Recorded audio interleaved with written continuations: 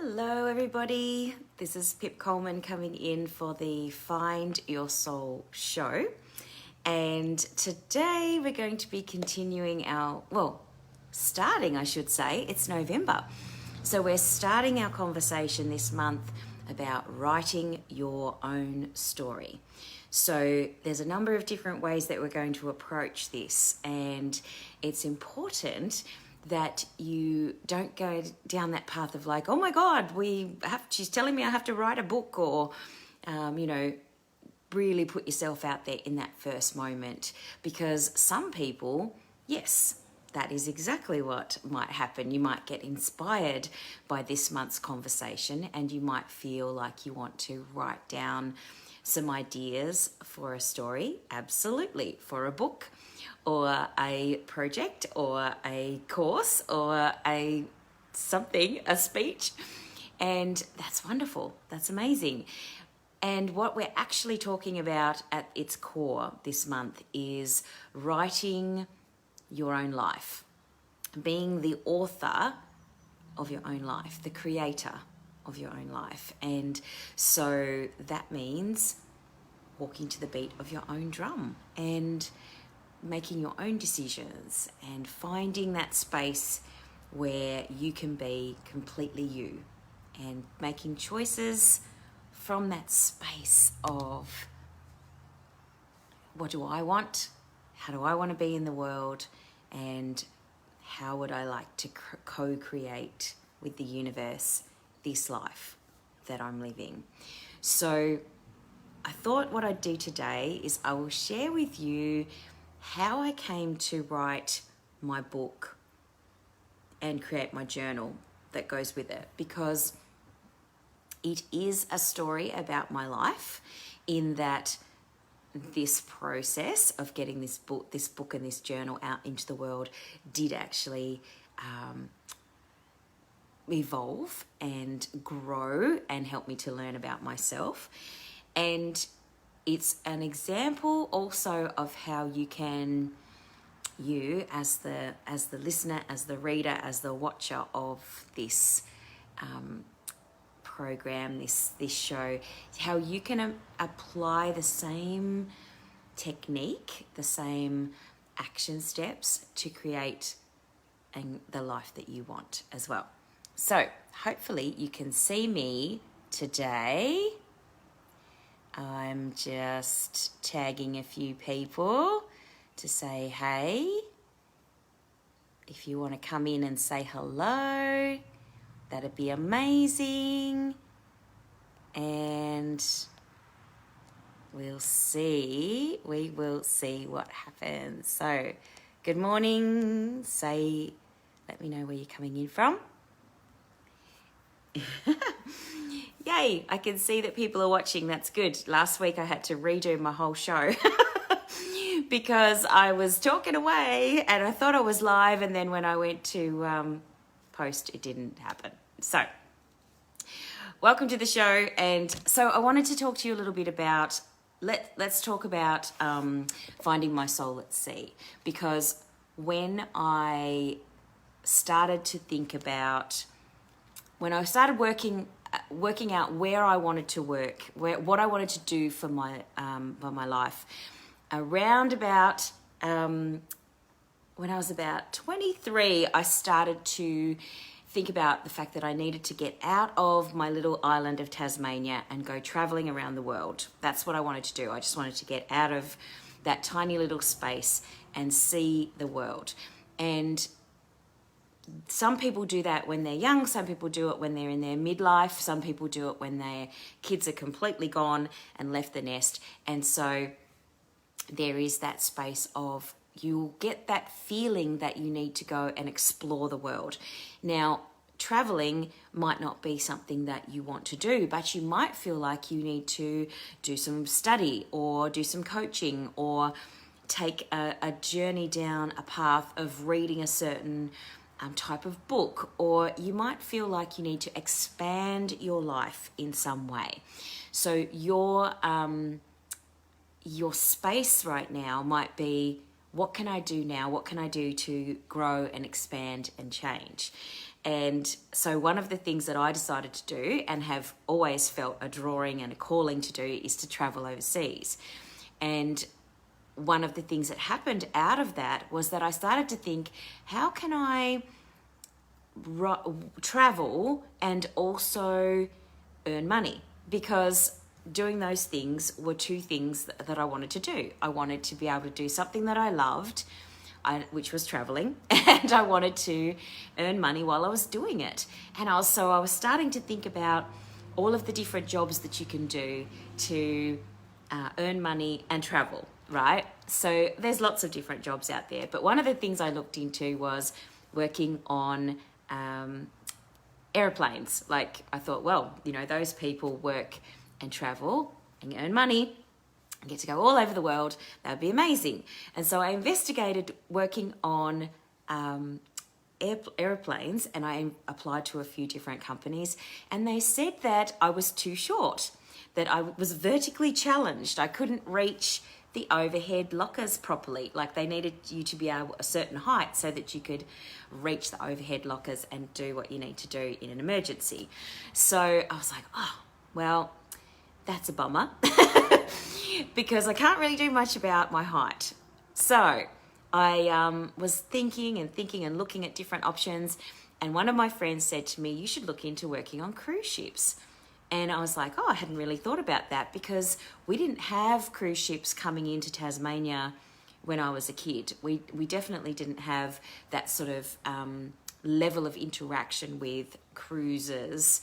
And there wasn't even cruise ships, really. There was a few cruise ship companies that would have been working around Australia, but they certainly weren't in my sphere of thought. So I was like, well, why would you think of it unless someone suggested it? So I investigated getting work on cruise ships, and it turned out that there was lots of different jobs on cruise ships that you could do that were similar to land. So you could actually work in hospitality, or you could work in cleaning, or you could work in entertainment, or you could work in sales, in the gift shop. You could work as a receptionist on the front desk, on board a ship. So I was like, well, I've done some of those things before. So it's just about transferring my skills into that environment. And I found out that you needed to apply to a specific department for a specific job.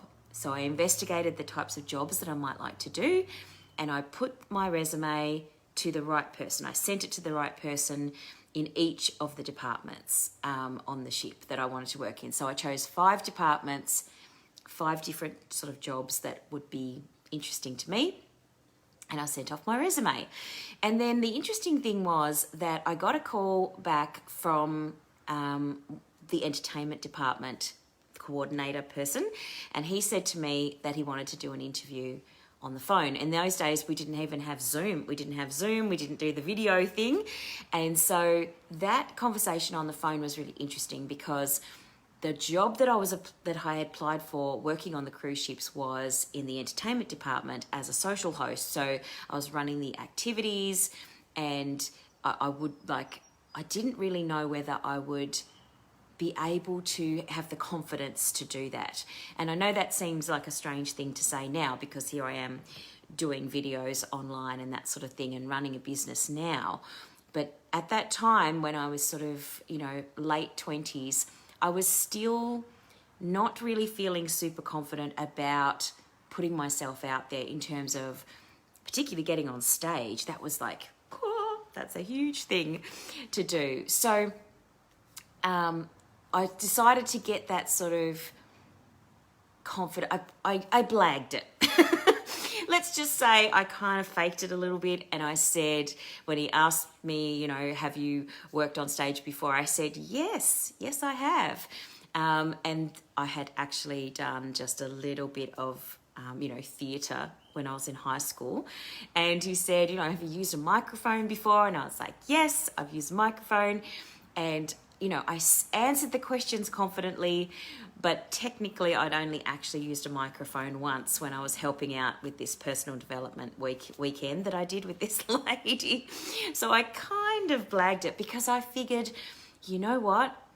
if I'm going to fly all the way to the United States and work on this cruise ship, there's going to be opportunities for me to learn in a way that I've never learnt before. There's going to be possibilities in that space that I've never necessarily, put myself into those spaces before. And I wasn't completely lying, but I certainly was slightly enhancing the level of skill that I had. One of the things that I did have confidence in, though, was my ability to talk to people. So I figured there's a lot of people that are going to be coming on that ship, and I think I can probably learn how to work a microphone if I need to. So it was really interesting to pick up those skills and things that I have done in the past and put them into the space of working on a cruise ship. And one of the things that a lot of people say to me, particularly when they're going through their coaching program, and I was talking to someone yesterday and she said, I want to change my job, but I'm not sure how to do that. Like, how do I transfer the skills that I have from this job to another type of job? Because she didn't want to just get another job that's the same as what she's got, because she didn't really enjoy the job that she was doing anymore. She wanted to do something different. So what I always say to people is, let's look at the skills that you have and write them down, and then have a look at the types of jobs that you'd like to be doing, and then we can match the skills that you have to the job that you'd like to be doing so that you can actually get a match. And so we did a little process that I call the Post-it note process, and we were starting to get to the point where we were like, what sort of jobs would you like to do? And so we were looking at different types of jobs, and we were putting them on sticky notes up on the wall and allowing you to see clearly what sorts of jobs you'd like to do. Was a really interesting process, because when you stick up those sticky notes on the wall somewhere, on the back of the toilet door or whatever, you're going to see them, you're going to walk past them, and you're going to start to go, actually, I really do like, I would like to be a horse trainer, or, oh my God, I really do want to travel overseas, or yes, I am interested in working on cruise ships, or whatever it is that is things will jump out at you when you actually put them in your field of vision.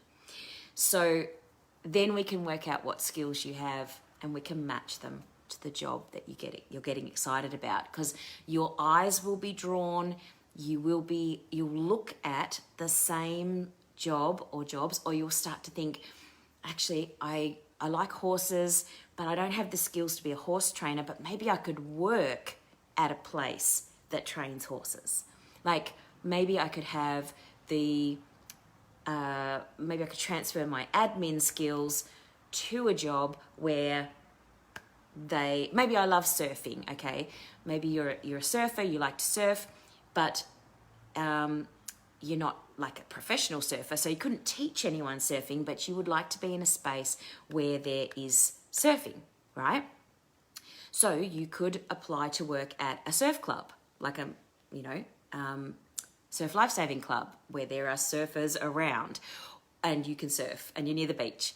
Or you could work at a place there's a place in Melbourne called Urban Surf, which is a complex with 2 big wave pools, and you can surf at this place. You can actually go and surf. So you could work for or apply to work at Urban Surf, for example, and then you would be there. The surf is there. You could maybe go surfing after you finish your shift, and you don't necessarily have to be a professional surfer, but you could be in the space of the job that you, the thing that you like to do. Does that make sense?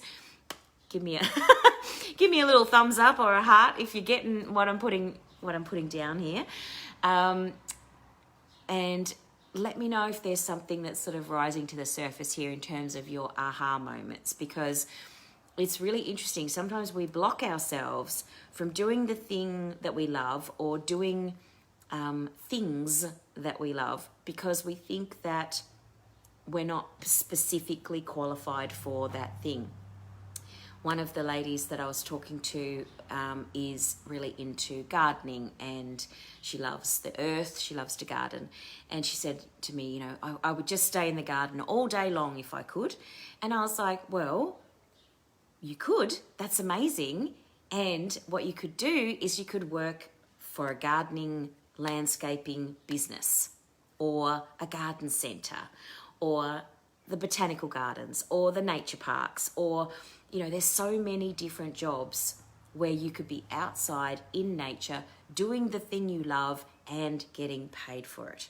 And even if you think that you're not the greatest gardener, you could be the admin person who works the botanical gardens, who gets to see and walk in the botanical gardens every day. Do you see where I'm going with this? Like, there are ways that we can move you into the space of writing your own story and living the life that you want to live, rather than staying in a job that you don't enjoy because you think you should, because you think that you need to. So back to my story, because I'm helping you here with my little story as well. So I got the job on the cruise ship in the entertainment department, and that was challenging to begin with because, as I said, I kind of slightly bent the truth a little bit, and I wasn't as confident on stage as I thought I was going to be. And so I went in there thinking I had to be an entertainer, that I had to be like the other social hosts, a lot of whom were like drama people, entertaining, had already been in that space of entertainment for a while, and that was their thing, was being up on stage. Me, on the other hand, I'd come through, up to that point, I'd been doing sales and people, customer service type things where I was really good with people, but I hadn't done a lot of stage work. So they were up there doing their thing, like, you know, yada, yada, yada, dancing and singing and playing and being entertaining. And I was like trying to be like them initially. I was sort of, you know, this is such a metaphor for life, isn't it? You know, we always look at, you know, the people in particular jobs or whatever, and with our friends, our neighbours, and we compare ourselves to those people. They've got this house, they've got this car, you know, that sort of thing. And so I went in thinking, well, I'll just copy them, because then I can like fake it till I make it kind of thing. But the thing was, the jokes fell flat when I tried to do somebody else's joke, and the way that person interacted with the audience didn't work for me, because it was their style, not my style. And I remember somebody saying to me, one of the amazing hosts that was my kind of mentor on that first contract, and he said to me, don't be like me or her or him, be you, you know, be you on stage and host the activity or the bingo or the karaoke like you. Speak to those people like you. And I was like, oh, well, I can be me. I can be me, but it's really hard to be somebody else. It's really hard to be somebody else and consistently be like somebody else. But you can be you all the time. That's easy. That's great. So when I started to be me, I started to talk to the audience like they were my friends. I pretended that they were all just like, you know, there might have been 2,000 people in the room, but I was like talking to them like, hey, how you going? What we're going to do today is blah. Or here's this song, we're going to sing this karaoke tune.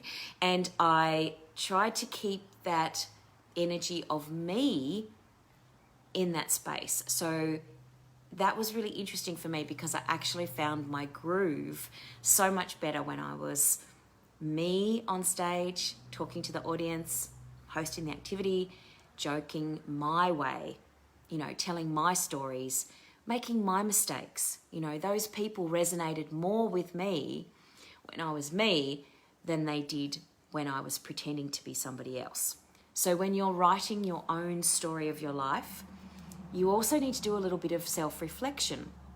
And that's what I do with my coaching clients. Is the start of the Divine Alignment coaching program is, let's look and acknowledge who you are and where you're coming from and clearing away all of the stuff that you think you should be, that you think that your parents told you, or that your teacher told you, or all of that stuff, because we've got to clean the slate before you can write your own story. If your journal, if your life is filled with other people's stuff, other people's commitments, other people's requests, other people's everything, opinions, then you're not living your own life. You're not able to write your own story because your slate is filled, your life is filled with other people's stuff. And that's not to say that you can't still serve people, that you can't still go out there in the world and do wonderful things and be generous and help people and all that sort of thing. That's absolutely, definitely something that you can do. And you need to do it. It's a way better way, and a more aligned way is to come from that space of who am I and how can I serve in a way that is authentically me. So back to the ships. So I was on the cruise ships doing my thing, and I worked out that I could have fun and I could be myself and I could do that on stage.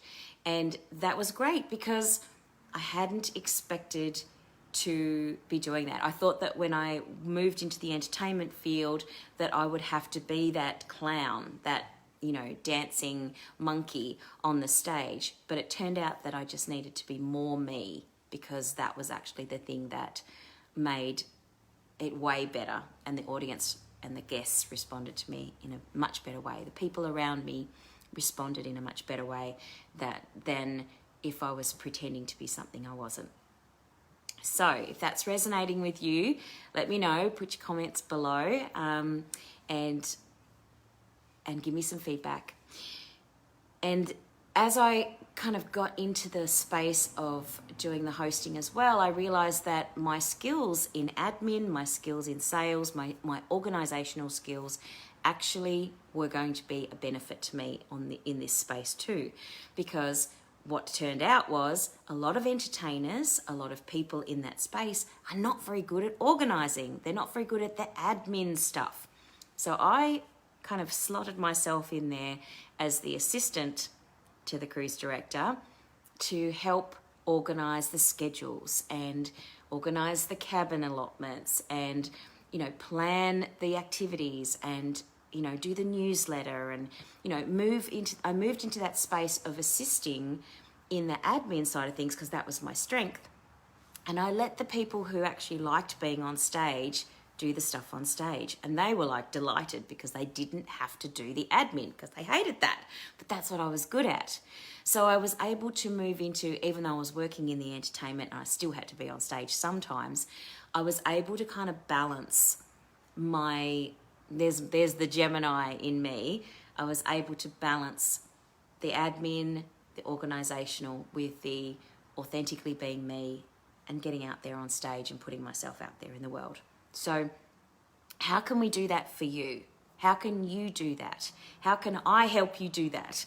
How can you write your own story? You might not want to work on cruise ships, and that's perfectly fine. That was my story. That was how I started to, grow into my true self, my own self. Your story might be, and probably is, a very, very different story. So, but the same principles apply, same things. So if, for example, you were reading Finding My Soul at Sea and you're like, well, I don't want to work on cruise ships, but I love the fact that she's being authentically her and she's stepped into her true self. And down the track, I started to actually do more spiritual, more coaching, more meditation, and those sorts of things. I actually brought those things that I love into that space as well, which then grew into an idea for having a business, which then grew into me coming and being on land and actually running my coaching business like I do now. That evolved over the course of 10 years or so, maybe more, 15. So things will move in the direction of your dreams and the direction that you want your life to go if you follow your gut instinct on what it is that you like to do and how you like to do it, so that we can, and you can always employ somebody like a coach like me to help you to see things in a different way, to reframe, to give you an objective opinion, to go, hey, did you know that this skill that you have could be applied to these 6 other jobs that you could possibly do, that you actually might be more inspired and more excited by, you know? So, and the other thing is that sometimes people think, well, if I can't, you know, find an industry that, or a company that I want to work for, maybe I could run my own business. Maybe I could create my own space that I could run, you know, and do my thing and live my life and live my truth in that space. So let's go back to the lady who likes gardening, for example. She could be employed by the botanical gardens or the nature centre or the nature parks or the landscape gardening place. She could do that. Or maybe she could start her own business in that area, or a partnership, like she and her partner or she and her friend could set up. So she could be the gardening person and the other person could do the admin and the organising and the marketing or whatever. The fact of the matter is that if you are moving and looking for what you really want to be doing in the world, you're more likely to have it show up for you. But if you're not looking for it, if you're not open to it, if you're just in that space of, I'm not happy with where I am, and you're not actually looking at what you could be doing and looking at how you could write a new story, then you're going to stay in that loop. Do you know what I'm talking about? That loop of like, I'm not happy where I am, and so I'm staying here where I am. I'm not happy where I am, so I'm digging a hole in the space where I am. And that sort of, you know, spiral keeps you stuck where you are. So what we need to do is move through that space of, how can I shift? How can I shift out of that space? So one of the things that's really helpful is, as I say, to get a coach, to reach out, to read books, to find online courses, things that you can be doing that will help you to reframe and look at things in a different way. Because when you're looking at things in a different way, your whole brain has to rewire. When you're learning something new, you're making new pathways in your brain, and that means that you can start to open up to new things. So finding your soul at sea might seem like a story of me working on cruise ships, but it's actually a lot more than that. It's about writing your own story. And what followed on from that was the Find Your Soul journal, which allows you to write your own story. Thus, what we're talking about today. So if you feel like you need some inspiration in terms of writing your own story, you could, if you haven't already got it, you could get a copy of Finding My Soul at Sea and read about my journey, because when we read about other people's journey, it helps us to go, oh, maybe I could do that. And then if you've already read Finding My Soul at Sea and you feel like you need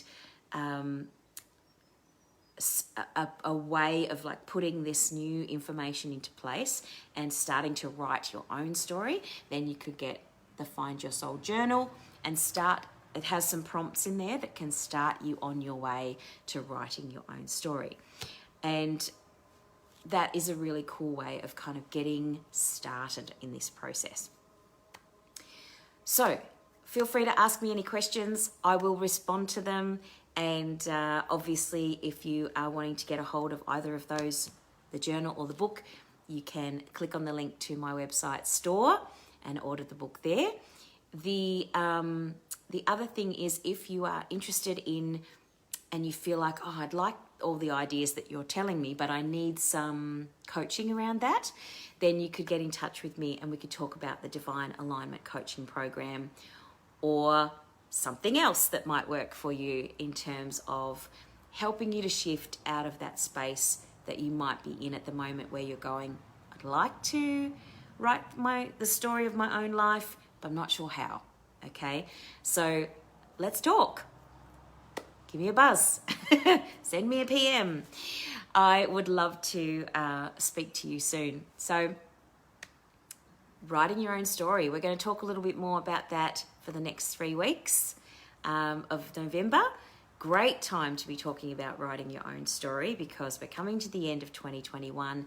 So if we start writing our story now, start researching and getting ready, use this last 2 months of the year to get ready, we can actually move into the next year with confidence that we know what we're not going to do anymore, and we can change to shift into that space of what we would rather be doing in terms of our life and our career and our health and our relationships, whatever it is that you want to work on. So thank you so much for joining me. This was the Find Your Soul show. I'm Pip Coleman, and I look forward to talking to you soon. You can check out the Divine Alignment Coaching Program on my website, pipcoleman.com, and you can go to my website store and get those, the journal and the book as well. So I would love to see you very soon. Talk to you next week, Thursday at 9 a.m. Daylight Savings Time. See you soon. Bye for now.